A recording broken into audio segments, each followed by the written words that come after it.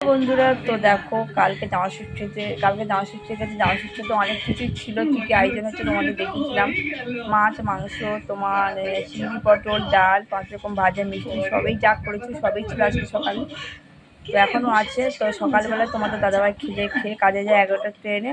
তো খেয়েছে, আর ছেলেও খেয়েছে, আর বাদ বাকিটা ফ্রিজে ঢোকানো আছে। তো আমি খাইনি সকালে, তো আমার আর ভালো লাগছে না। তো দেখো এখন আমি ফ্রেশ একটা জিনিস দিয়ে খাবো। তো কী খাচ্ছি তোমার দেখে নাও।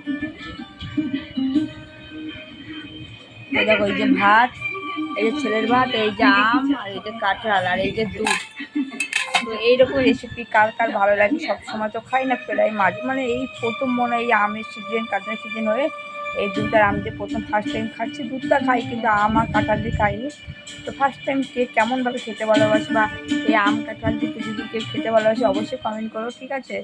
আমার তো খুবই অমৃত মনে হয়, সবসময় মাছ মাংস খেতে চাই কিন্তু এরকম খাওয়া তো হয় না। তো বাই, টাটা। ভালো লাগে লাইক কমেন্ট অবশ্যই করো, বাই। আর সাবস্ক্রাইব করে দেবো, বাই।